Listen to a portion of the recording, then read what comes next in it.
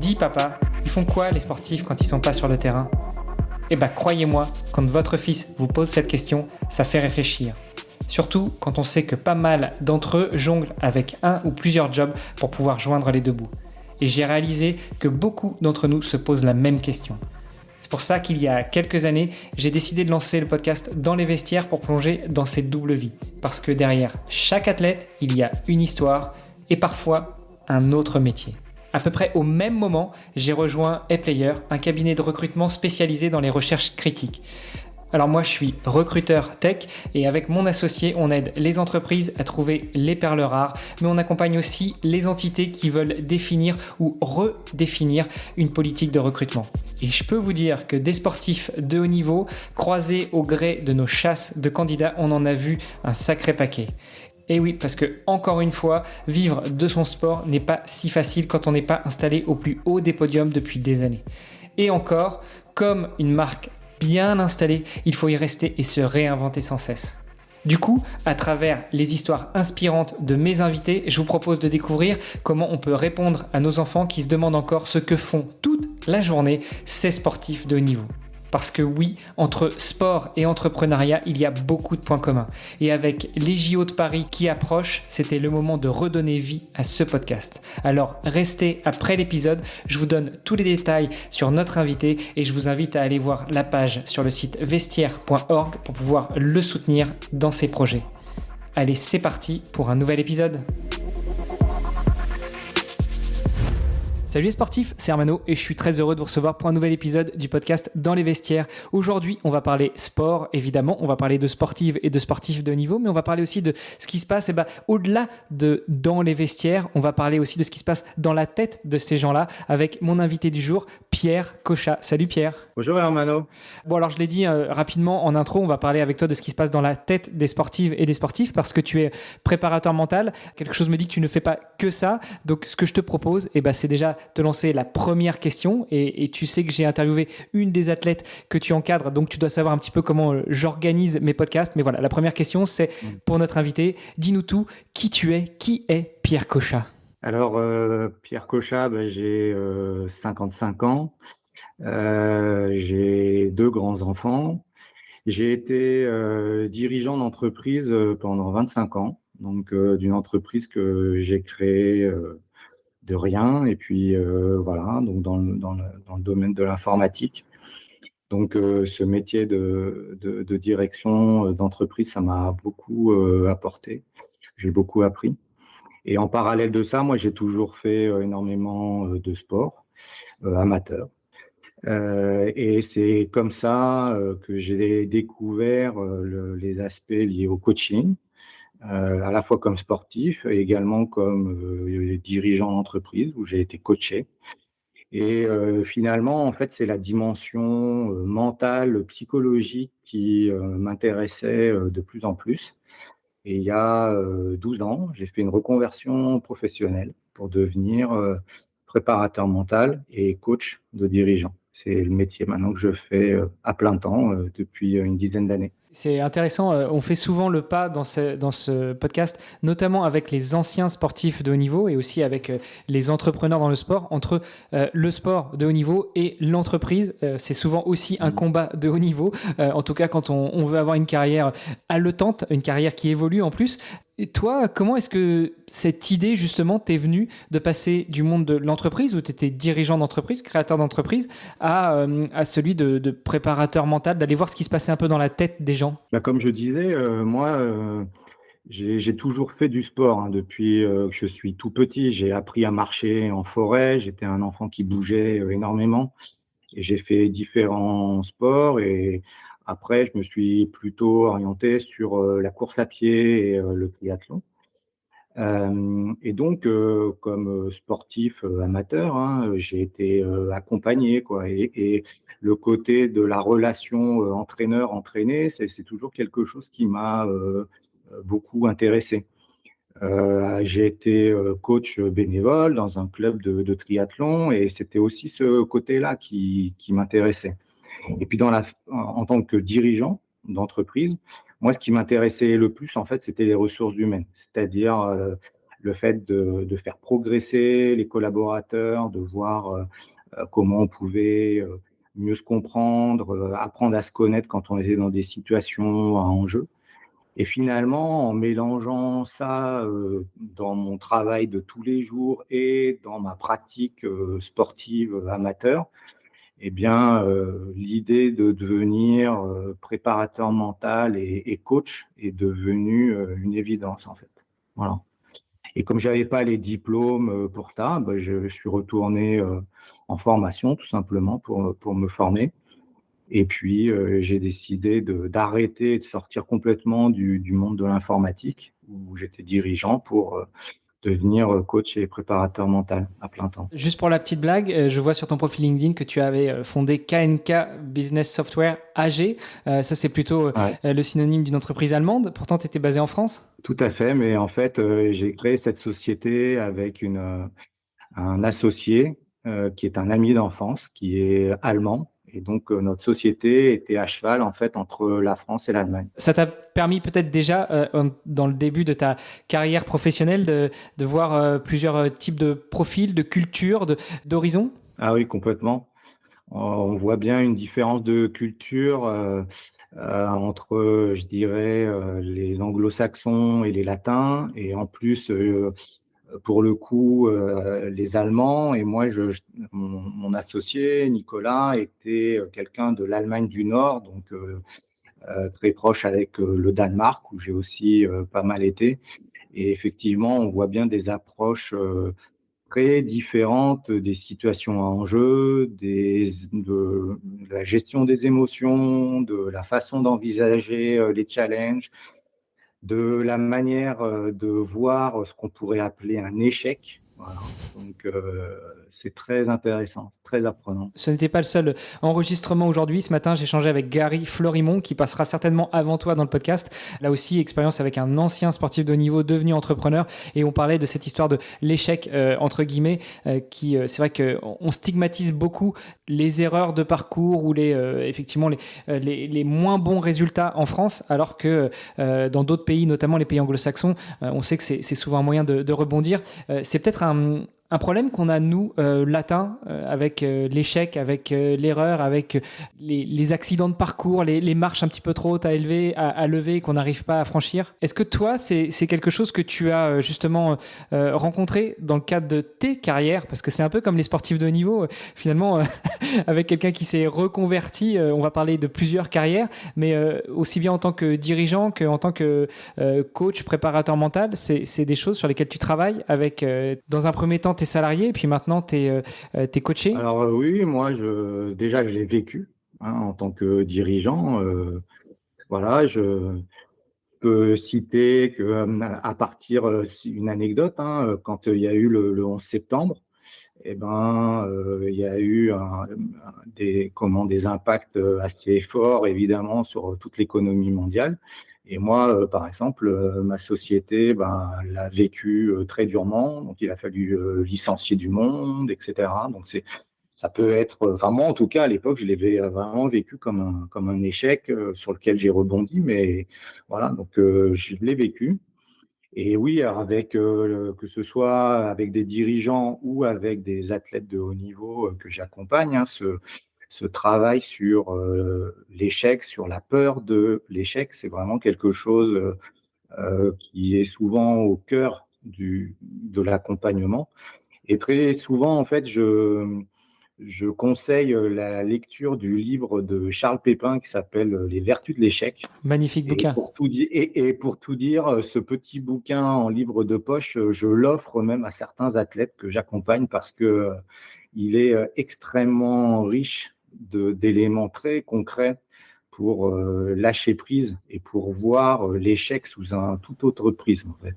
Ouais. Bon, et d'ailleurs, dedans, il aborde pas que l'échec, il aborde aussi, entre guillemets, l'échec du système scolaire français, qui Tout donne à pas fait. forcément la chance à tout le monde de s'exprimer, et notamment aux sportives et sportifs de haut niveau, qui sont des individualités un petit peu à part entre guillemets, de la personne classique. Mais c'est un petit bouquin aussi qui m'a beaucoup inspiré et qui a fait longtemps partie de mes livres de chevet. Ouais. Et moi, par exemple, Ce qu'explique Charles Pépin, c'est qu'effectivement, dans les pays, par exemple, d'Europe du Nord, dans le système éducatif, chez les petits enfants, on va marquer en vert ce qu'ils ont appris, et c'est ce qu'on met en avant. Le système scolaire français est plutôt en train de noter en rouge les erreurs. Ça paraît tout bête, mais en fait, c'est quand même un prisme très différent pour matérialiser les acquisitions et les apports. Et par exemple, eh ben, dans la manière de faire un débriefing d'une épreuve sportive, on peut utiliser la même chose. C'est d'abord faire expliciter qu'est-ce qui s'est bien passé, qu'est-ce que j'ai réussi à mettre en place, qu'est-ce que là où j'ai pris du plaisir, etc. Et dans un deuxième temps, finalement, c'est quoi les points d'amélioration, qu'est-ce que j'ai pas réussi à mettre en œuvre et que je veux réaliser, pourquoi j'ai eu une contre-performance, etc. Donc c'est vraiment intéressant de pouvoir utiliser ce prisme-là sur la façon de débriefer des compétitions. Le verre à moitié plein plutôt qu'à moitié vide. Exactement. Tu disais que dans ta carrière de sportif, en dehors de ta carrière professionnelle, tu avais pratiqué le triathlon, tu avais été bénévole dans un club de triathlon. Tu peux revenir avec nous sur cette expérience, sur ce passage? Est-ce que ça t'a apporté aussi bien dans l'entrepreneuriat qu'après, éventuellement, dans ta nouvelle orientation professionnelle en tant que coach et préparateur mental? Alors moi, j'ai du triathlon, ça fait 19 ans que je suis licencié. C'est vraiment c'est une pratique amateur, hein, donc j'ai fait à peu près 80 triathlons, j'ai fait 4 Ironman, mais je veux dire sans aucune enfin, mes chronos ne sont pas du tout significatifs, hein, c'est les chronos d'un amateur. Mais moi Ouais, j'ai enfin, t'as quand même fait beaucoup 4 Ironman. C'est pas anodin. oui, oui, mais par exemple, je trouve que je suis dans un club où en fait on a souvent accompagné des gens qui se disaient que l'Ironman c'était quelque chose de totalement inaccessible. Et en fait, en mettant en place un accompagnement structuré, progressif, probablement pour certains sur plusieurs années, pour que le volume d'entraînement s'accroisse progressivement, que le fait aussi de se projeter sur un effort aussi long, parce qu'on parle de gens qui vont faire ça en 11 heures, 12 heures, 13 heures, 15 heures.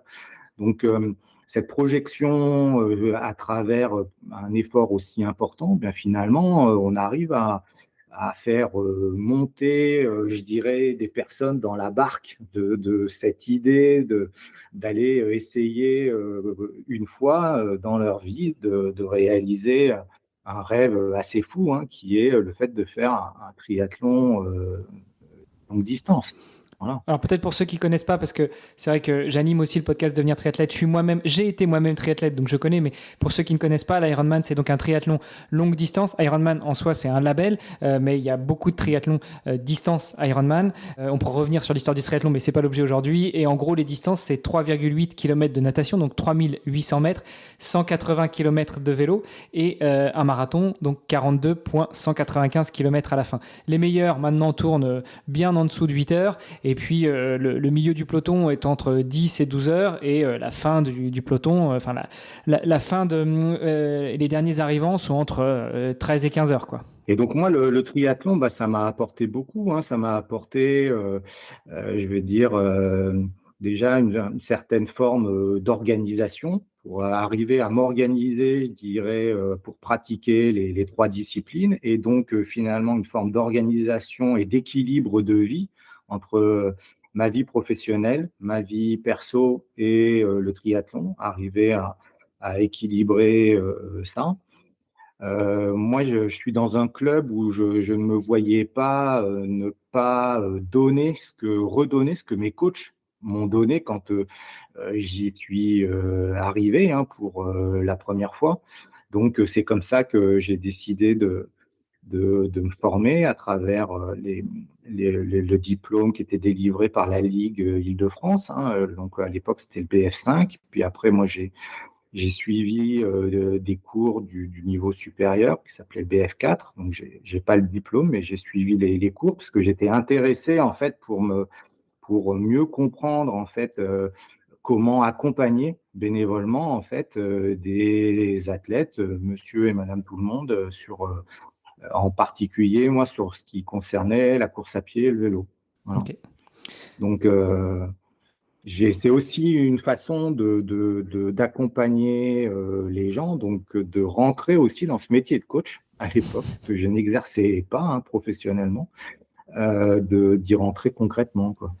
Tu avais déjà mis un pied, sans le savoir, dans ce métier de l'accompagnement, que ce soit des sportifs ou d'autres personnes. Exactement. C'était pas déjà le rôle que tu jouais un peu en tant que dirigeant d'entreprise, où évidemment l'objectif d'un dirigeant d'entreprise, c'est quand même de développer le chiffre d'affaires et le bénéfice de l'entreprise, mais c'est aussi de faire croître ses équipes, non?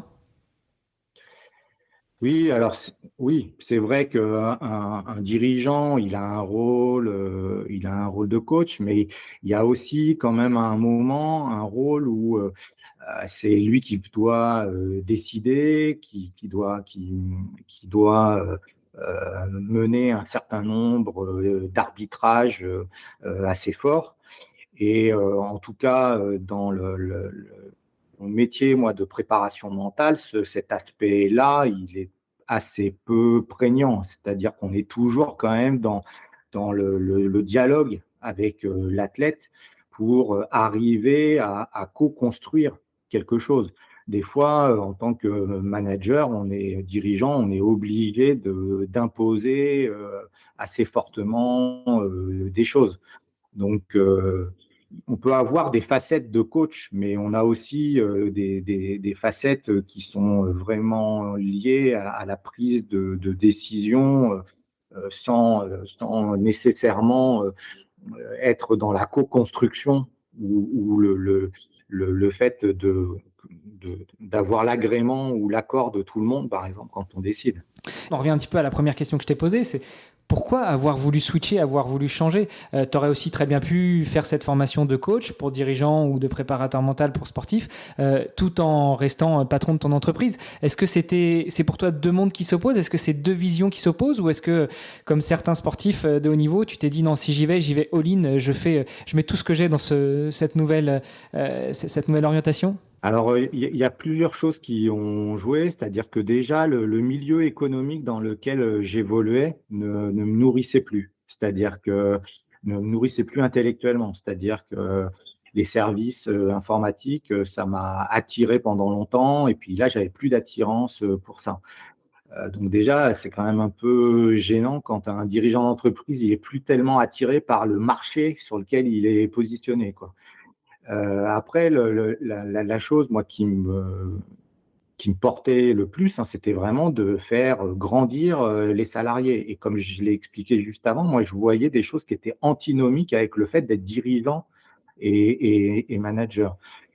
Et le troisième aspect important, c'est que par nature, je ne sais pas faire les choses à moitié. Donc, quand j'ai décidé de faire quelque chose, j'ai voulu vraiment me lancer à fond. Donc, je voulais vraiment faire à fond ce métier de coach et de préparateur mental. Donc, voilà, j'ai décidé de quitter ce milieu-là, de l'informatique. Et alors, maintenant que tu t'es lancé à fond dans ce métier de coach et de préparateur mental, comment est-ce que tu dirais que tu organises ta clientèle? Est-ce que c'est beaucoup de sportifs? Est-ce que c'est beaucoup de dirigeants? Est-ce que c'est 50-50? Est-ce que c'est très opportuniste, c'est-à-dire quelqu'un te contacte et puis tu le prends en charge? Ou tu essayes de trouver d'abord un matching en termes de valeur, en termes de chemin à parcourir ensemble? Alors moi, ce qui est le plus important, c'est le projet avec lequel la personne vient. Donc effectivement, moi, je reçois vraiment toutes les personnes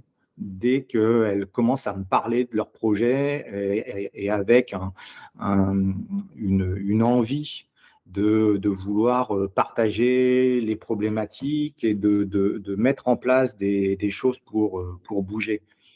Donc, d'ailleurs, moi j'ai une particularité, mes premiers entretiens, ils sont toujours gratuits sans engagement, parce que c'est vraiment des entretiens où je passe entre 1 heure et demie et 2 heures à chaque fois pour bien échanger. Et aussi parce que pour moi, c'est fondamental que la personne, en fait, choisisse si elle a envie de travailler avec moi, comme moi j'ai envie ou pas de travailler avec lui ou avec elle. Voilà.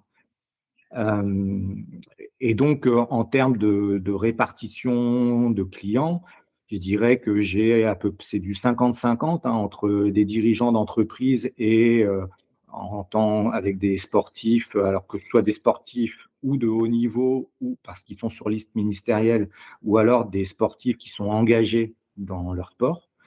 Par contre, en termes de chiffre d'affaires, c'est quand même l'équilibre, c'est pas 50-50 parce que malheureusement, les sportifs, on le sait bien en France, ils ont quand même des sérieux problèmes pour vivre de leur sport, donc pour payer les accompagnements dont ils peuvent avoir besoin, donc que ce soit accompagnement avec des nutritionnistes, avec des kinés, avec toutes les structures, je dirais, qui sont hors fédé.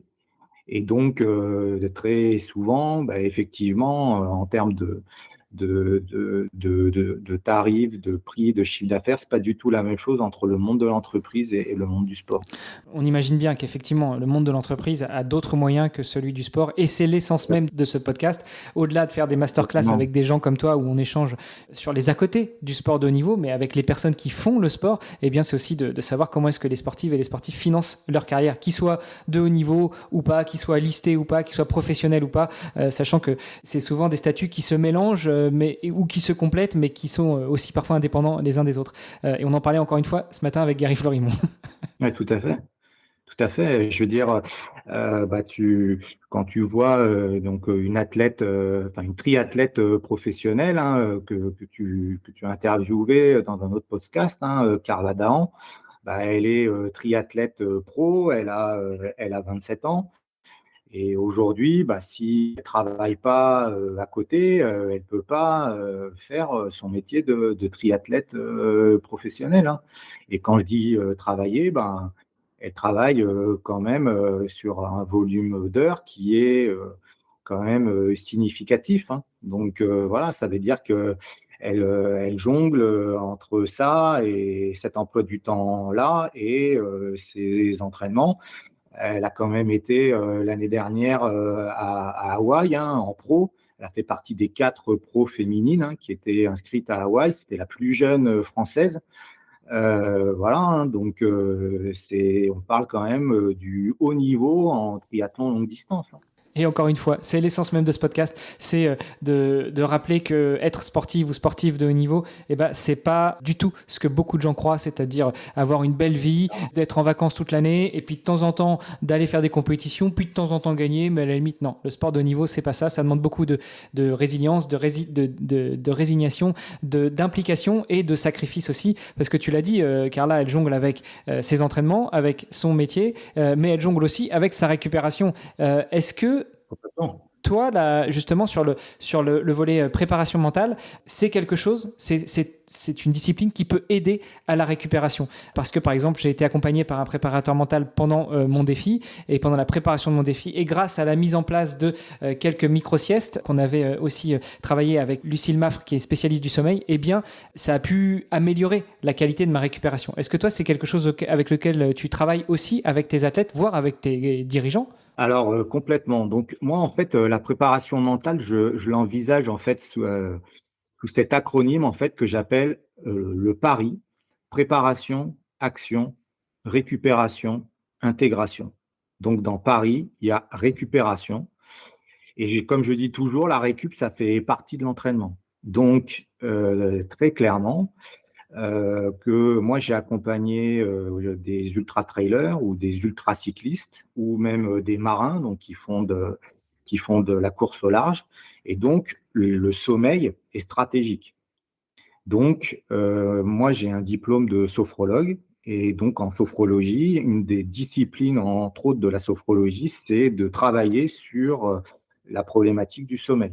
Donc effectivement, le fait de pouvoir, sur les sports d'ultra endurance, par exemple, de pouvoir intégrer des pauses de micro-siestes d'un quart d'heure, 20 minutes, sur des endroits stratégiques choisis en fonction des sports, en fonction des compétitions, c'est un axe de travail très important que je mène avec certains athlètes pour certains types de disciplines.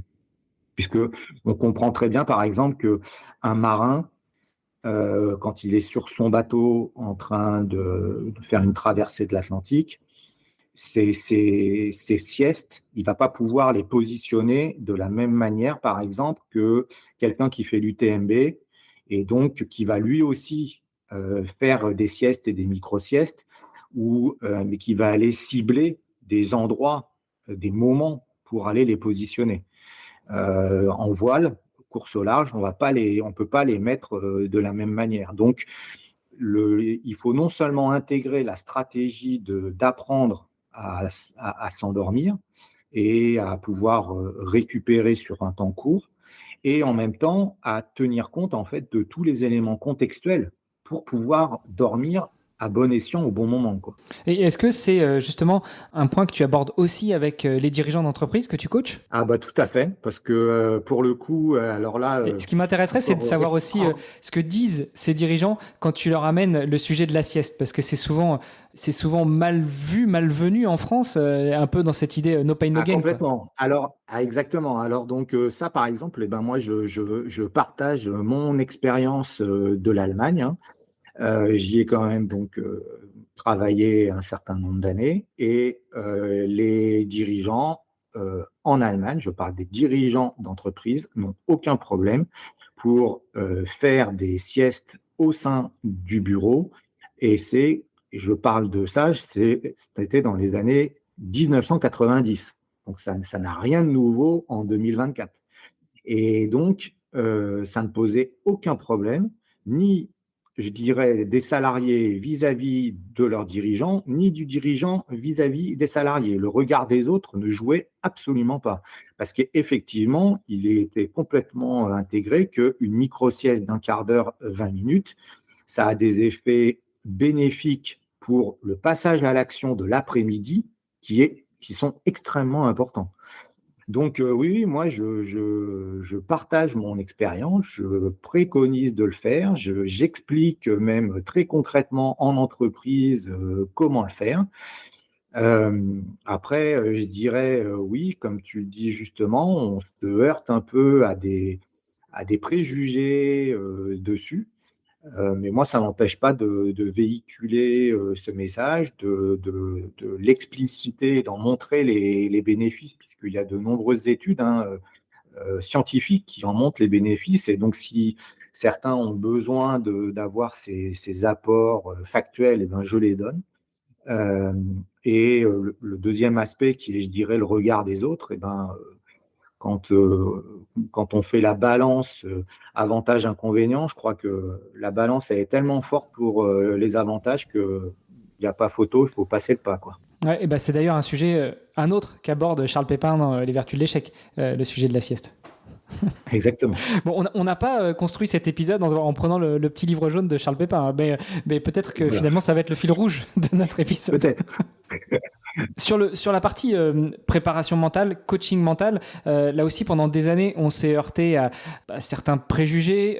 Les sportifs n'avaient pas de préparateur mental parce que en gros si je fais de la prep mentale c'est que j'ai besoin d'un psy donc c'est que je vais pas bien, mais en fait je vais bien, no pain no gain encore une fois. J'ai la faiblesse de croire ou l'intelligence de croire que ça change ces 5 dernières années. Toi qui vis ça de l'intérieur en tant que professionnel de la préparation mentale, quel est ton ressenti?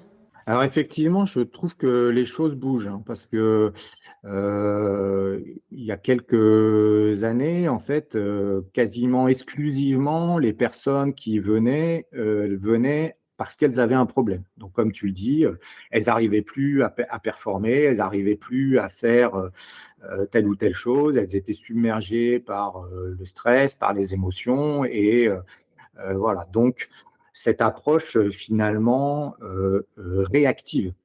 Aujourd'hui, en fait, j'ai quand même de plus en plus de personnes qui viennent de manière proactive parce que, en fait, la base de la prépa mentale, c'est apprendre à mieux se connaître.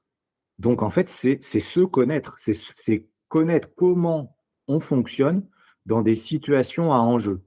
Et j'aime bien dire que quand on parle du mot enjeu dans une situation, c'est ce qui est dans le jeu, J-E-U, mais c'est ce qui est dans mon jeu, J-E, moi en tant que personne dans cette situation. Donc c'est vraiment un apprentissage de la connaissance de soi. Et cet apprentissage de la connaissance de soi, on va l'utiliser dans sa vie de tous les jours, dans sa vie professionnelle, dans sa vie de sportif, parce que rien n'est cloisonné, hein, tout est fortement imbriqué.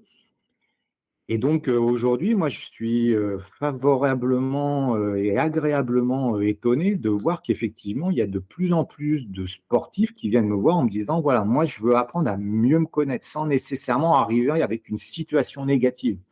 Et pourquoi je dis agréablement étonné? Parce que pour le coup, les pays anglo-saxons, la préparation mentale, elle est intégrée de la même manière que la prépa physique, technique, tactique, et ça depuis très longtemps dans l'accompagnement du sportif. Donc en fait, elle fait partie intégrante de la performance. Alors que peut-être en France, pendant des années, ça a été moins le cas.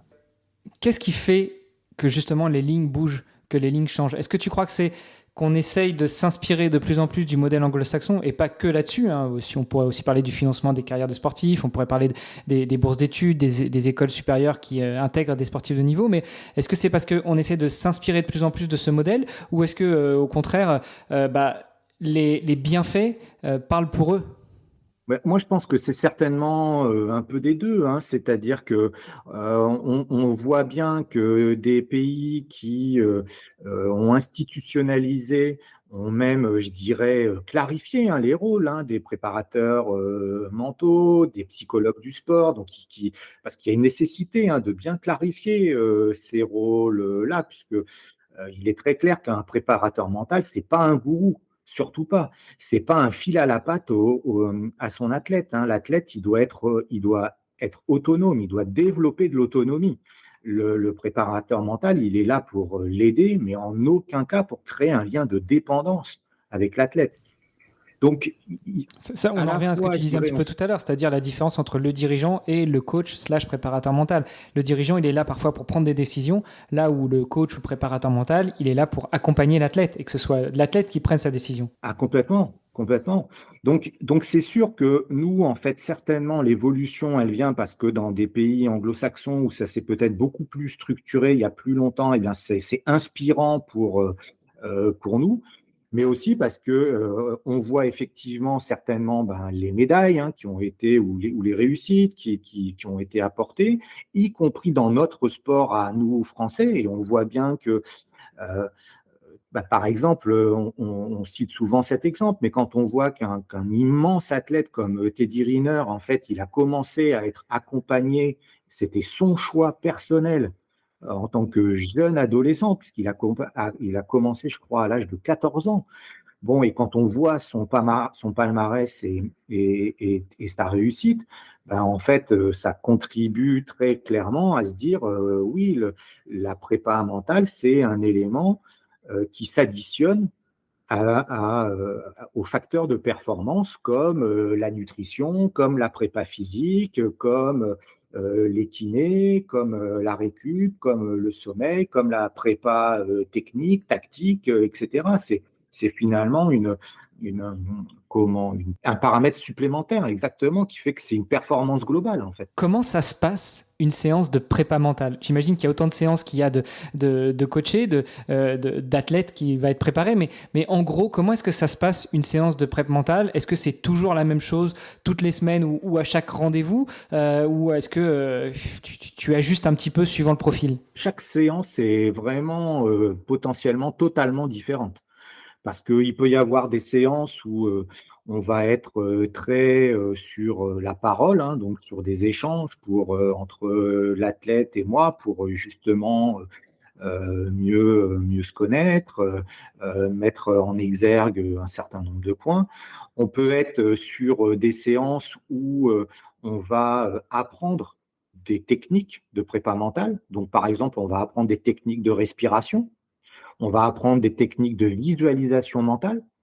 Donc, que ce soit de la visualisation d'un geste, que ce soit de la visualisation d'un moment à venir, que ce soit de la visualisation d'un parcours, d'un schéma de course, etc.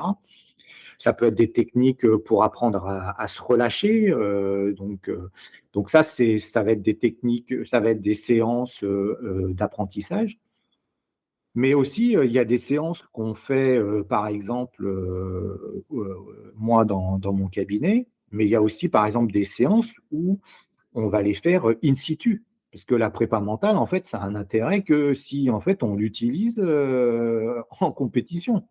Donc, pour commencer à l'utiliser in situ, c'est quoi? Bah, c'est d'aller aux entraînements, voir les athlètes s'entraîner et voir comment, sur certaines séances d'entraînement, ils utilisent des choses qu'on a vues au cabinet, comment ils retransposent ce qu'on a vu pour les utiliser. Et après, comment ils vont les utiliser sur des compétitions de moindre importance et puis sur leurs échéances principales. Ah, mais donc tu veux dire que toi, en tant que préparateur mental, t'es pas juste un ours dans ton bureau, éventuellement derrière ton écran, sans bouger. Toi, déjà, Pas tu du tout. reçois les gens chez toi, mais en plus, tu te déplaces sur les lieux d'entraînement, sur les Ah lieux ouais. de compétition. Ah oui, complètement. Je me déplace sur des lieux d'entraînement, je me déplace sur des compétitions, pas, très souvent pas pour coacher, mais pour voir en fait ce qui se passe, etc. Il y a des sports où d'ailleurs je pourrais pas coacher, donc je pourrais pas intervenir si je voyais certaines choses. Alors, sur d'autres compétitions, ça m'est arrivé de pouvoir échanger avec mon athlète et de pouvoir lui donner juste quelques indications pour se repositionner si moi, il me semble qu'il y a quelque chose à faire. Mais la prépa mentale, c'est vraiment une association corps-esprit. Donc, en fait, il faut être sur le terrain, il faut être dans la pratique. Donc, il faut aller voir le sportif. Je prenais un exemple avec mon marin, Brieux, donc Briey-le-Bec, qui a fait la Mini Transat. Ben, moi, je suis allé à Lorient naviguer avec lui. Parce que en fait, il allait faire la Mini Transat, donc sur un bateau de 6,50 m, donc traverser l'Atlantique. Il fallait que je comprenne en fait comment ça allait se passer. Donc, je suis allé plusieurs jours avec lui naviguer. Et par exemple, ce qu'on avait travaillé j'ai dit dans mon cabinet, on a vu comment on pouvait le mettre en œuvre réellement sur un bateau de 6,50 m, par exemple. Waouh. Et du coup, tu as répondu à la question que j'allais te poser, c'est est-ce que finalement tu coaches tous les types, enfin, où tu prépares tous les types de sportifs, même des sports que tu ne connais pas.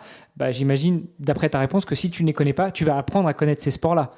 Exactement. Alors, c'est vrai que, disons que moi, ma base d'athlètes que j'accompagne, c'est ou des athlètes qui viennent de l'athlétisme et plutôt, on va dire, fond et demi-fond, et des triathlètes et de l'ultra, c'est-à-dire ultra trail ou ultra cyclisme. Donc ça, c'est vrai que c'est ma base de départ, c'est des sports que je connais plus ou moins. Donc, mais je suis sollicité par des athlètes pratiquant d'autres sports que je ne connais pas. Et c'est vrai que quand les projets sportifs, je trouve, sont vraiment riches, quand les personnalités de ces athlètes me touchent, eh bien, j'hésite pas à y aller. C'est comme ça que aujourd'hui, par exemple, j'accompagne une jeune cavalière qui fait du concours complet et aussi un kayakiste qui s'appelle Lucas Baronne, en fait, qui est sélectionné, enfin, qui est en train d'essayer d'être sélectionné pour faire les JO à Paris sur le kayak. Donc, par exemple, le kayak est un sport que je ne connais pas. Et donc, Lucas, eh ben, il m'explique en fait ces éléments autour de spécificité autour du kayak, de manière à ce que les apports que on est en train de mettre en place au niveau de sa préparation mentale, eh bien, soient adaptés à son sport et aux contraintes de son sport. Ouais. En tout cas, c'est impressionnant. Moi, j'ai eu de bonnes expériences avec mon préparateur mental, avec qui justement on a mis en place aussi des ancrages. C'est un petit peu ce dont tu parlais tout à l'heure, c'est-à-dire ces petites choses sur lesquelles tu peux recadrer tes athlètes pendant une compétition, ou même que les athlètes vont apprendre à faire dans ton bureau et qu'après ils vont pouvoir réutiliser en compétition ou même à l'entraînement. Tout à fait. Tout à fait. C'est-à-dire que, par exemple,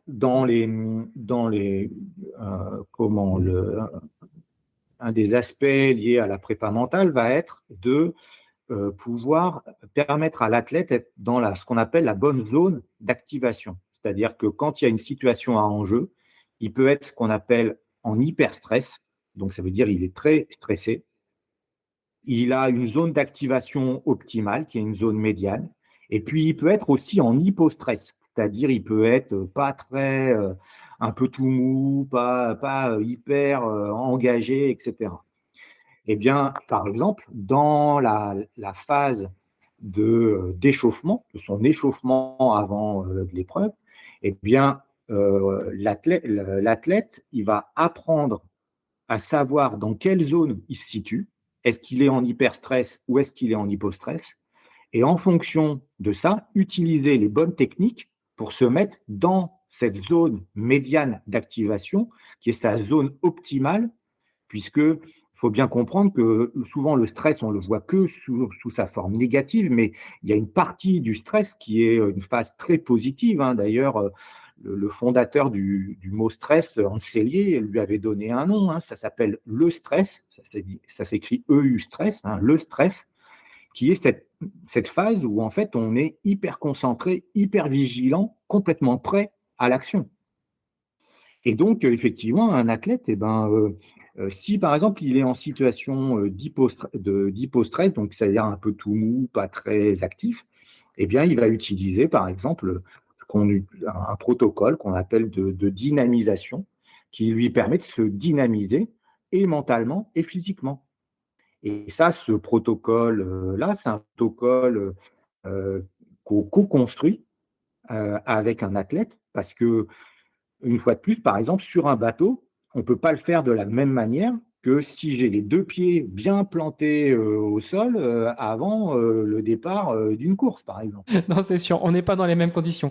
Tu vois, pour l'anecdote, Voilà. dans les ancrages que m'avait appris mon préparateur mental, Marc Moisa, je vais quand même le citer, c'est un de tes confrères, il y avait visualisé une image ressource. Donc, je ne t'apprends pas ce que c'est, mais voilà, en gros, pour expliquer à nos auditeurs et nos auditrices qui ne connaîtraient pas, vous choisissez une image dans une situation où vous vous sentez bien et quand vous avez peut-être besoin de vous recentrer, vous essayez de revisualiser cette image-là.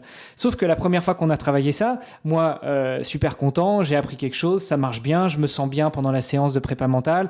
Je pars faire mon entraînement l'après-midi, un beau 35 bornes, bien long, bien difficile. Et puis à 30 bornes, je me dis, je suis dans le dur, tiens, je vais essayer la séance de visualisation. Va-t'en essayer une séance de visualisation, yeux fermés, quand tu cours en forêt. C'était peut-être pas la meilleure stratégie. Et donc après, on est venu sur des solutions d'ancrage qui permettent de rappeler cette image ressource, mais sans fermer les yeux. Et on rejoint ce que tu disais. On ne travaille pas de la même manière, on ne stimule pas la même zone de stress quand on est les 2 pieds plantés bien sur terre avant le départ d'une course et sur un bateau de 6,50 m où on peut même pas se mettre debout dans le carré. Tout à fait. Et d'ailleurs, ce qu'on peut aussi faire, c'est qu'effectivement, par exemple, dans les apprentissages autour de la visualisation, au départ, on apprend les techniques de visualisation les yeux fermés, parce que ça permet en fait au focus attentionnel de porter son attention plus facilement sur ce qu'on cherche à obtenir. Mais après, progressivement, on peut très bien, on est tout à fait en capacité à faire de la visualisation mentale les yeux ouverts. Donc, en fait, on peut très bien, par exemple, se projeter des images mentales en ayant les yeux ouverts. C'est-à-dire qu'en fait, devant soi, on se projette des images comme on regarderait un film. Et comme tu l'as dit, c'est des images qu'on appelle des images ressources parce que, en fait, on y a associé des éléments positifs que l'on veut utiliser pour justement arriver à réguler ce qui est en train de se passer à ce moment-là de notre épreuve. Wow, super intéressant. Tiens, tu parlais de Carla Dahan, que j'ai justement reçu dans un autre podcast. Peut-être alors je ne sais pas si tu peux parler un petit peu sans rentrer dans le détail des séances, mais qu'est-ce que vous avez pu travailler ensemble. En quoi est-ce que tu as pu l'aider, l'accompagner dans l'atteinte de ses objectifs sportifs? Je peux pas Non, non, le rentrer dans secret des détails professionnel, très etc. précis puisque de toute façon, il y a des éléments de confidentialité qui sont évidentes, hein. Mais par exemple, avec Carla, ce qui était très important, c'est que donc, cette année, elle faisait les championnats du monde Ironman à Hawaï pour la première fois en pro. Elle les avait faits avant en amateur. Donc, ça changeait quand même la donne, hein, d'être chez les pros.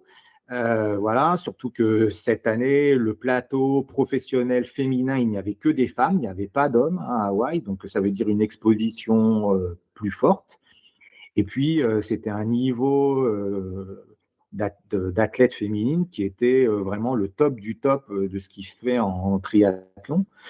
Donc, par exemple, hein, on a beaucoup travaillé en visualisation mentale sur c'est quoi mon Ironman parfait? Ça va être quoi mon Hawaï parfait?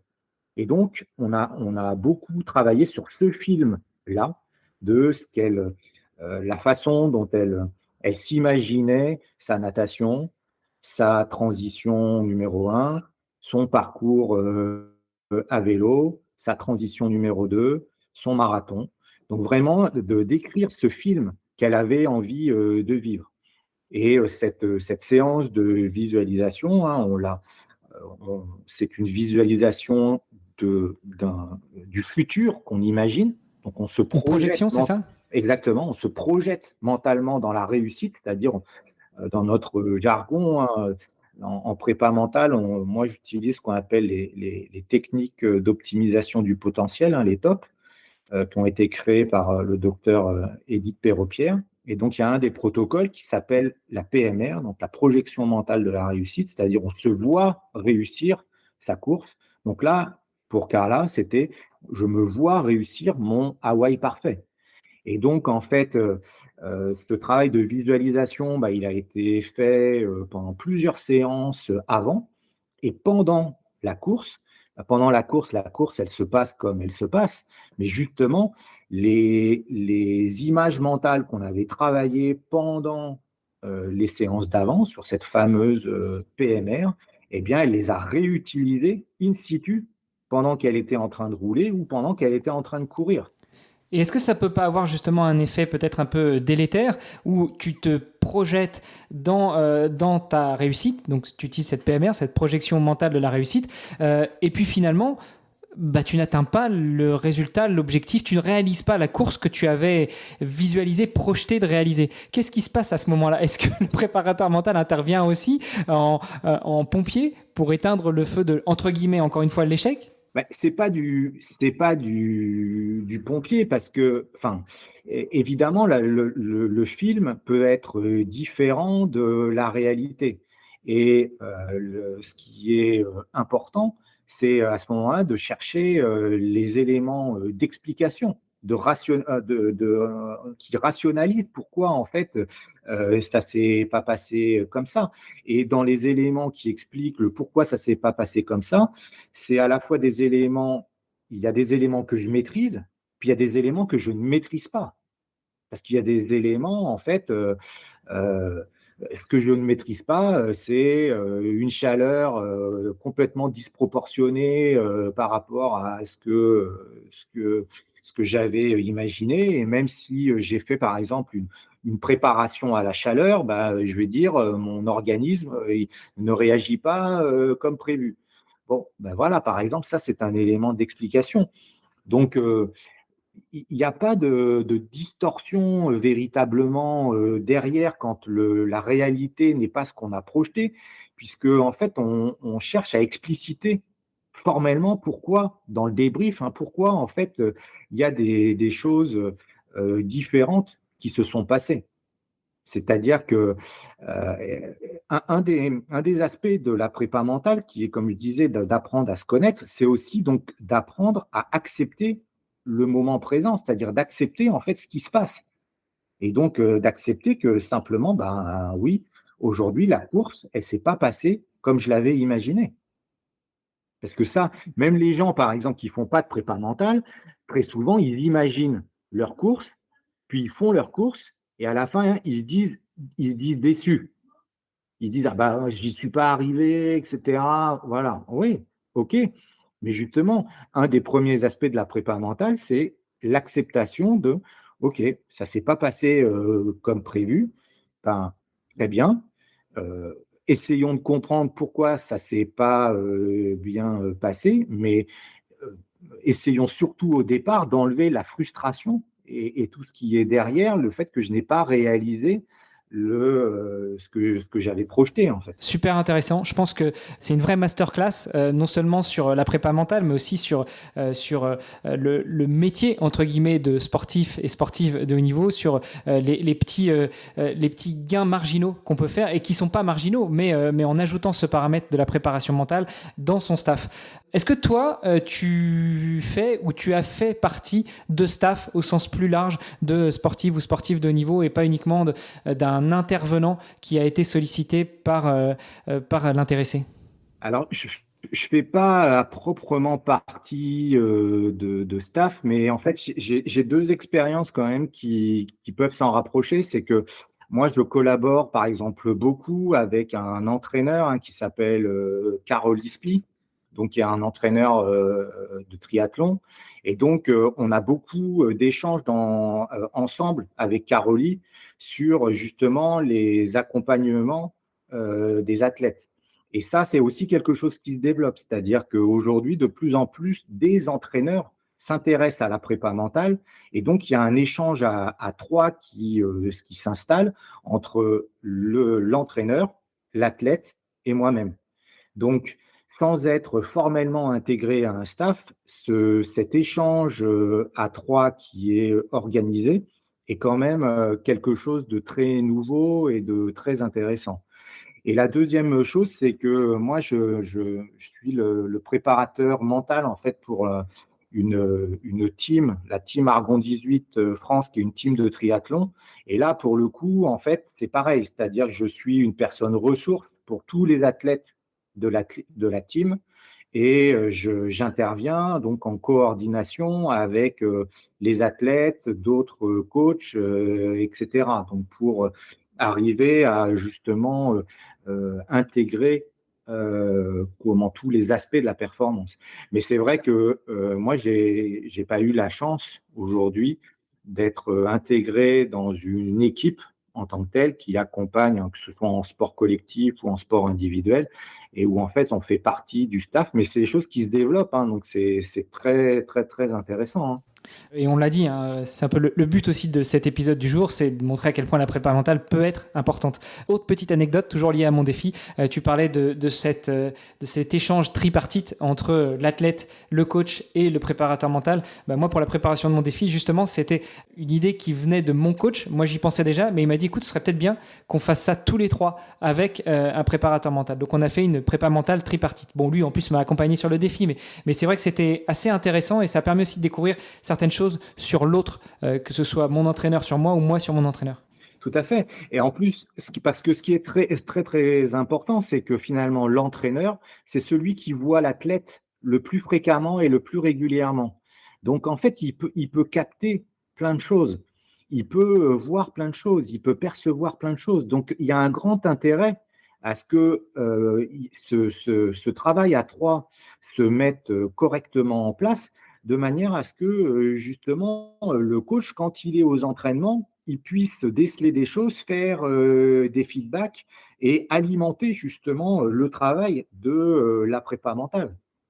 Donc, ça a un très, très grand intérêt. Et moi, par exemple, j'ai jamais peur entre guillemets, de perdre ma place, hein. C'est-à-dire que le coach, il est à sa place en tant qu'entraîneur. Moi, j'ai ma place en tant que préparateur mental. Et c'est vraiment un travail à trois qui est extrêmement riche, avec un seul objectif: faire performer l'athlète. Voilà, l'aider à performer. Donc, tout au service de l'athlète. Encore une fois, j'espère que ça aura inspiré nos auditrices et nos auditeurs. Et puis, s'il y a certains sportifs ou certaines sportives qui ne sont pas encore équipées de cet outil qu'est la préparation mentale, n'hésitez pas à prendre contact avec Pierre. Alors normalement, c'est une question que je pose à la fin, mais vu qu'on y est, Pierre, où est-ce qu'on peut rentrer en contact avec toi? Où est-ce qu'on peut échanger avec toi? Où est-ce qu'on peut te solliciter? Alors, vous pouvez aller sur mon site internet qui s'appelle performanceetcoaching.fr. J'ai notamment un blog sur lequel j'écris beaucoup. Donc, vous allez trouver beaucoup d'articles avec beaucoup d'éléments pratiques parce que moi, j'aime diffuser. Donc, voilà, vous trouverez pas mal d'infos. Il y a aussi les adresse mail, numéro de téléphone pour me contacter. Et puis, j'ai deux profils Instagram, un qui s'appelle Performance et Coaching et l'autre s'appelle Pierre Cochat, sophrologue. Ce sont mes deux profils Insta où vous pouvez me contacter. Je suis aussi sur LinkedIn, vous trouverez facilement. Et puis, l'avant-dernière question que je pose habituellement, mais qui pour le coup, sera la dernière. Si j'ai bien compté, quand tu as monté ta boîte d'IT, tu avais 29 ans. Si tu pouvais être un petit peu dans un monde parallèle, te projeter à côté de Pierre Cochat de 29 ans, que lui sache exactement la vie qu'il va connaître, donc ce que tu as fait, ce que tu as réalisé, qu'est-ce que tu penses que le Pierre Cochat de 29 ans dirait au Pierre Cochat de 55 ? Il dirait que il faut continuer à croire dans ses rêves, qu'il faut se projeter à mort dans le fait de rêver, de viser haut pour arriver à vivre des choses fabuleuses. Je pense que c'est un beau message d'espoir. Et du coup, qu'est-ce que toi, tu lui répondrais quand il te dirait ça? Quand le petit Pierre de 29 ans te parlerait, qu'est-ce que tu lui dirais? Enfin, le petit Pierre de 29 ans, pas si petit que ça, parce que finalement, 29 ans, tu es déjà dans la vie active. Mais... Alors moi, avec mon expérience aujourd'hui, je lui dirais que ce qui serait pas mal, c'est qu'il pourrait commencer peut-être quelque chose autour de ses émotions, et que ça serait bien de comprendre comment on vit ses émotions, comment il vit ses émotions, comment il peut apprendre à être avec ses émotions. Parce que on va dire que notre cerveau, c'est quand même une machine à produire des pensées et à produire des émotions. Et développer ce qu'on appelle son intelligence émotionnelle, eh bien, la développer très tôt. Moi, à 29 ans, elle n'était pas très développée. J'étais beaucoup embarqué par mes émotions. Donc, voilà. Ouais, mais on est des hommes. Notre cerveau, il finit de grandir assez tard. Tout à fait, tout à fait. Pierre, merci beaucoup pour cet échange. On peut en rester là pour aujourd'hui. Merci beaucoup pour cet échange. C'était super sympa, très riche, très fluide. Merci beaucoup. Merci à toi. Je te souhaite une bonne continuation. Et puis, chères auditrices, chers auditeurs, on se donne rendez-vous pour un prochain épisode. Salut tout le monde. Au revoir. Alors on est tous d'accord, chaque athlète a une histoire unique, tout comme Pierre Cochat que vous venez d'entendre sur le podcast. Si son parcours vous a inspiré, eh bien rejoignez-nous sur les réseaux sociaux du podcast pour en discuter. Tous les liens sont dans les notes de l'épisode. Pour en découvrir davantage sur Pierre et tous les autres sportifs du podcast et les soutenir dans leurs défis, eh bien visitez le site vestiaire.org. On a besoin de vous, chaque euro compte et 100% des dons sont directement reversés aux athlètes. Le podcast Dans les vestiaires met en lumière ces héros du sport et ils ont besoin de votre soutien. Et le plus simple, c'est de partager leurs histoires pour les aider à briller sur la scène internationale. Et puis comme ça, tout le monde fera un peu partie de cette superbe aventure sportive et philanthropique. Partagez leurs épisodes, ça nous aide et ça les aide surtout eux. Allez, sportez-vous bien, entraînez-vous bien et on se retrouve bientôt pour un nouvel épisode. Salut les sportifs!